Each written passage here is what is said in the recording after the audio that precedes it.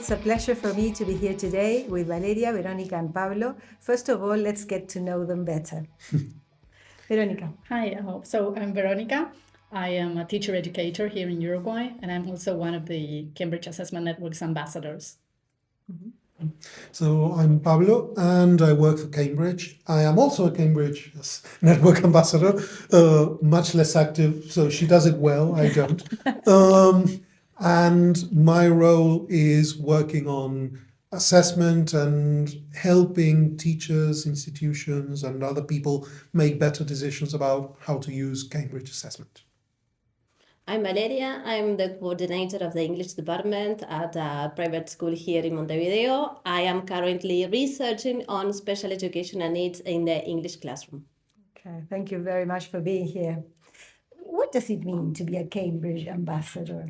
Well, I said she does it better, so she can talk about that. Okay, so in 2022, the Cambridge Assessment Network has created a scheme for membership for practitioners, assessment practitioners around the world, and they have united a group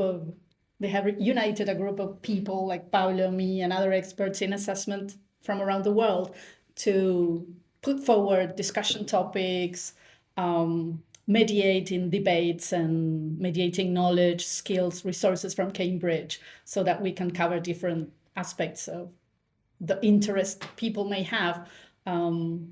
Because we usually work with different industries, not just education at Cambridge University Press and Assessment. Mm-hmm. The Cambridge Assessment Network is a part of Cambridge that is strictly like sitting alongside what we do in Cambridge English. So it is like parallel to that and part of that, which focuses on assessment more from the perspective of assessment practice in general. So assessment for people who work in health, assessment for people who work in different trades and professional vocational education, assessment in all kinds of contexts and purposes, and more like the research and practice of assessment in general, not with a focus on language or with a focus on education in particular, but in general.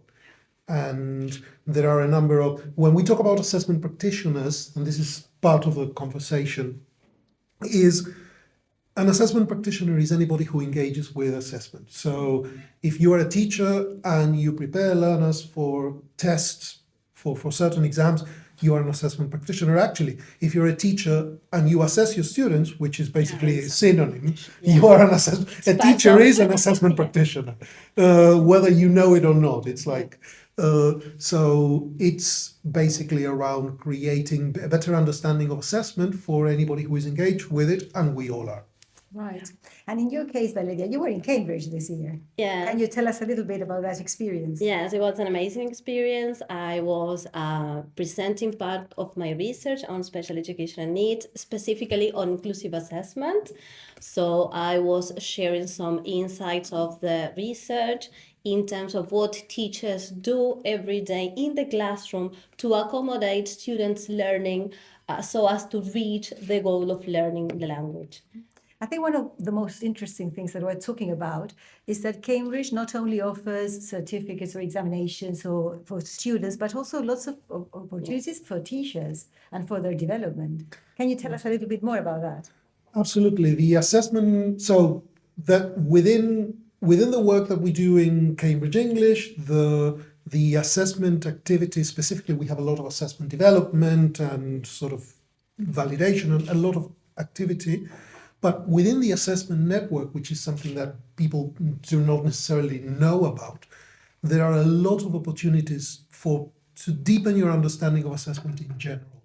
There are 4 courses which are run pretty much on a permanent basis. The 101. Exactly. Series A101, A102, 3, and 4, which are online courses about specific areas of assessment. A101, which is the foundations of assessment, is, I think anybody should do that. Anybody should engage with that. I think that's a must. It's about understanding the basic principles of assessment, and it's things that, whether we know it or not, a teacher is always engaging with. The other courses are about the practice of assessment and the use of data, etc. it is a bit more specific. And they go deeper. It is a bit, into they go assessment, deeper yeah. into, because the other thing about assessment is that assessment practitioners come from many different angles. So you can be a teacher and an assessment practitioner, but for instance, an area around data is for people who are psychometrists. And psychometrists is basically applied statistics. So it is people who engage with assessment, they work in contexts of learning and education, but from a completely different background. And Yes, then, absolutely. and that kind of training is different. It is useful to know that it exists and to know the basics of that, so that you can have a 5-minute conversation about the topic. But going deep into that, well, not for me. It's really hard, that's one of my topics of passion, psychometrics, and I have taken that course, and it's incredibly interesting. What's the reasoning behind each of the questions that we see in Cambridge examinations, and why they are designed that way, and how do they do in all those years to be able to create tests that measure exactly the same or are all the same difficulty in all the history of Cambridge exams. So it's very interesting to know the behind the scenes of creating a test. And related to that, we were when we attended Cambridge conference a couple of months ago with Vero, we attended to a talk about assessment and the behind the scenes, and how important it is not only to be valid, but also inclusive in terms of the fonts and the colors and where to place the images that go with different texts. It's so amazing. Which is actually part of the same conversation. I mean, I think I am a bit less psychometric than you, psychometric minded than you. So in my mind, the most important concept around assessment is the notion of validity, which is, we could be talking about that for a few days. Yeah, exactly. But validity is basically, are we assessing what we should be assessing? And I think the conversation around inclusion has everything to do with making assessment about what it should be. I am not assessing your competence to read text written in this font in this particular style. I am not assessing your competence to see. I am not assessing your competence to hear. I am not assessing your competence to be able to do the code, to master the coordination that you need to do handwriting. Exactly. I am assessing your competence to communicate in English. Everything else is noise. Exactly. The more, and the inclusion conversation is, let's make the assessment accessible to more people, and let's remove the noise so that we look at what we are looking at. I was going to say, and remove the barriers students may have because of the visual noise. So the activities that are shown are cognitive accessible for everybody. Yes, absolutely. Because the final goal is to let students have the opportunity to show their potential. Okay. So if a test is well done, is valid, as you were saying, it's a guarantee that they are going to be able to show their potential. And in the conversation about inclusion, you're always talking about barriers. Some of the barriers are visible and very explicit. Some of the barriers are embedded in the way we have always done this. Exactly. And there are lots of hidden agendas. In assessment, that can happen too if you are not careful about these things. So the conversation or the focus on and the analysis of these things is what enables us, sort of as assessment developers in Cambridge, to say we are as convinced as you can be that we have done the homework, to say that we are assessing this and removing the other stuff, and that we are not punishing you for this or that. That is not part of what we are focusing on. Would you say Cambridge exams cover all these areas successfully? I think we do a lot covering. You can always do more, and you can always poke holes at the way things are done. And there's always room for improvement. And there is always room for improvement. Exactly. However, yeah, they do a very good job. Yeah. Yes. And also, it's important to have in mind that inclusion does not only refer to people with special education needs, but also cultural barriers Exactly. or Identity barriers. identity barriers. So it's also important to have a look at that. And I think that Cambridge stands for that kind of inclusive practice too. It's definitely within our core values, and it is what we try to do. A simple example that anybody will relate to. If you think about the way we taught people how to give directions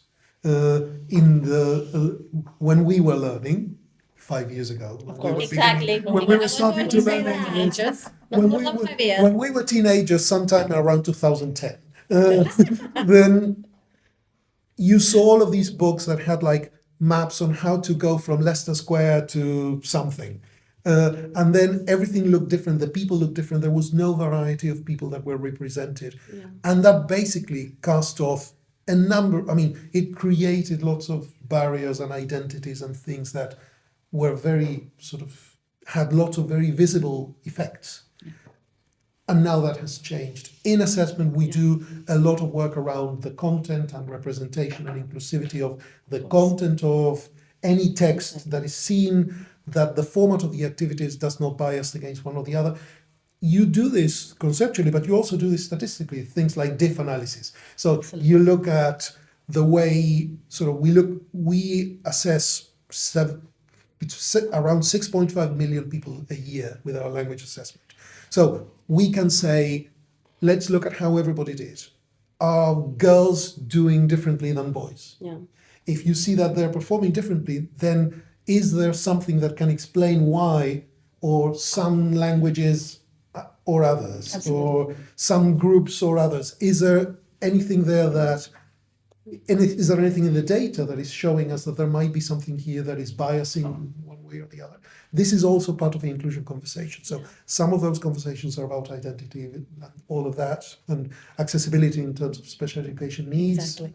And others are more data-driven. So this is really complex. When you think about assessment, we're thinking about something which is really complex.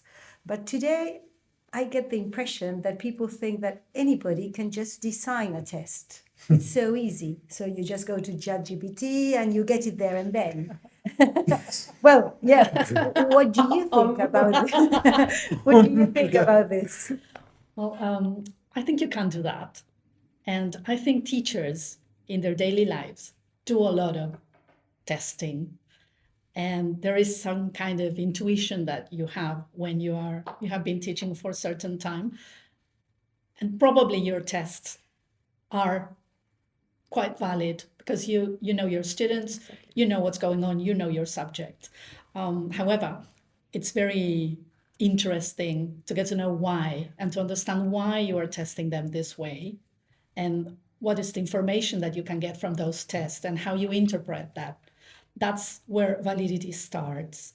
So it's very important as a skill for teachers to know about assessment so that you can help your students meaningfully to achieve their goals. Assessment literacy is a must for teachers.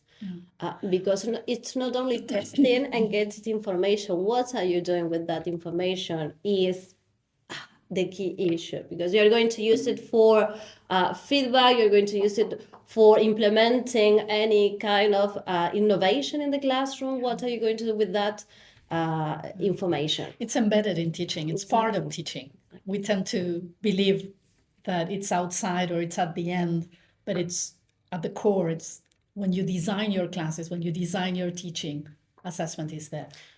Yeah, and breaking the barrier of assessing at the end of the unit, not only, but also throughout the unit, every single lesson, through every single activity that you do in the classroom, you get information of learning. It's actually, there's this great moment in a French comedy from a long time ago, where somebody says, it's a Voltaire play, and somebody says, "Oh, I have just learned what prose is, and I realize that I've been speaking prose all my life." So suddenly you feel like, oh, this is so different and important. Assessment is a part of learning is a part of a learning cycle, and it's part of pretty much every classroom interaction. Exactly. You're looking at your learners' faces, you're looking at how they are reacting to what you're doing, and you're adjusting what you do. You're giving like one more explanation or speeding up, slowing down, reteaching, refocusing. That is an assessment moment. Absolutely. The more you are aware of what assessment means and when it is done, the more consciously you do it, and the more you can control it so it doesn't control you. Absolutely. Why would you ask students, think about assessment in general, but now going more to summative assessment, why would you ask students to sit exams at the end of a cycle? I think it goes back to what Valeria just said. It's because of what you can do with it. And it is based around sort of everything is about, the magic is not, well, from Cambridge, what we do is assessment instruments. We design, and then you use the instrument for the things that you use it. A conversation that we regularly have outside of these recorded sessions is the same exam can do very different things. For example, the most popular Cambridge exam is the first and last. It is B2 first, it is the first exam you ever take, it is the last exam you will ever take. And you take it on your last week of compulsory schooling. And then people say, well, exams judge you. The only thing that they do is just they stamp a label on your head. Well, if the only thing you do is do one exam at the very end of a process, the only thing that that exam can possibly do is put a label on you. Yeah. Exactly. Because then the results of that will not guide you along the way.